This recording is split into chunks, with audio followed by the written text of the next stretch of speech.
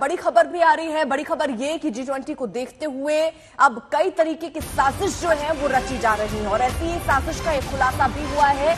कई अलग हैशटैग का इस्तेमाल यहां पर अलग अलग लोगों की तरफ से, साजिशकर्ताओं की तरफ से G20 बैठक से पहले पाक की इस साजिश का बड़ा खुलासा हुआ है। G20 के खिलाफ 100 से ज्यादा, एक दो नहीं 100 से ज्यादा फर्जी हैशटैग चलाए जा रहे हैं। एंटी G20 प्रोपेगेंडा फैलाने की साजिश का यह जबरदस्त खुलासा हुआ है और अब इसके तहत भी आगे कार्रवाई हो रही है। करीब 500 संदिग्ध मोबाइल नंबरों की भी पहचान हुई है। जितेंद्र, किस तरीके की ये साजिश, कैसे खुलासा और अब आगे क्या? देखिए, पाकिस्तान इस वक्त बौखलाया हुआ है और पिछले कई महीनों से पाकिस्तान को ये पता था कि भारत जम्मू कश्मीर में G20 की एक सबसे बड़ी अंतर्राष्ट्रीय बैठक करवा रहा है, जिसको लेकर के वो लगातार अलग अलग तरीके के, चाहे वो आतंकवादियों को भेजने का काम हो या फिर दूसरे तरह की गतिविधि पाकिस्तान की तरफ से की जा रही है। आपको बता दें कि पाकिस्तान की खुफिया एजेंसी ISI इस समय ऐसे 100 से ज्यादा हैशटैग को क्रिएट किया है, जो कि उसका एक प्रोपेगेंडा का प्रोसेस है और ये टूल किट का इस्तेमाल करता है पाकिस्तान।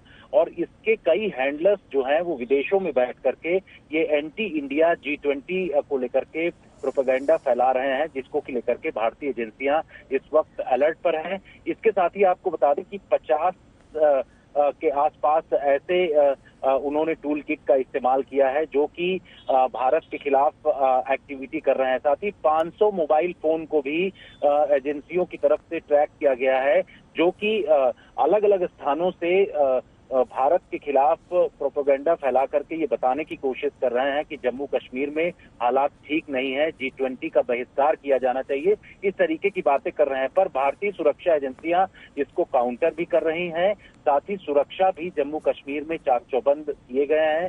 जैसा कि पुलिस और वहां की जो दूसरी सुरक्षा एजेंसियां हैं उनसे पता चला है कि 3 स्तरीय सुरक्षा व्यवस्था दी गई है, जिससे किसी भी तरीके से G20 की बैठक में खलल नहीं पैदा। बिल्कुल जितेंद्र, ये बड़ी खबर है। 100 से ज्यादा ऐसे लोग हैं जिनको चिन्हित किया गया है, हैशटैग का इस्तेमाल इसमें किया जा रहा है और इस तरीके का खुलासा हुआ उसके बाद भी अब एक्शन मोड पर नजर आ रहे हैं। इन सब के बीच इसको लेकर प्रतिक्रियाएं आनी भी शुरू हो चुकी हैं, जहां बीजेपी इसको ये दिखा रही कि देखिए बड़े बड़े जो कार्यक्रम है वो अब श्रीनगर में हो रहे हैं, श्रीनगर बिल्कुल सुरक्षित है। वहीं महबूबा मुफ्ती जवाब में क्या कहती हैं, आपको सुनवाते हैं।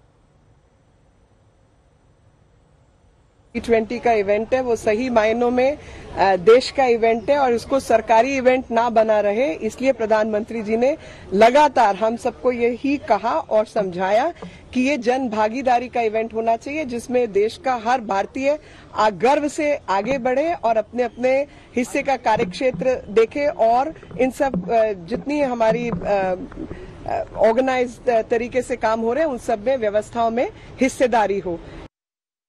They are trying to show that normalcy, everything is fine. I am not opposing anything. Why should I oppose anything? But the way G20 is, it's an event for the whole country. But the BJP has hijacked it. They have even replaced the logo with lotus. The logo should have been something to do with the country, not with the party.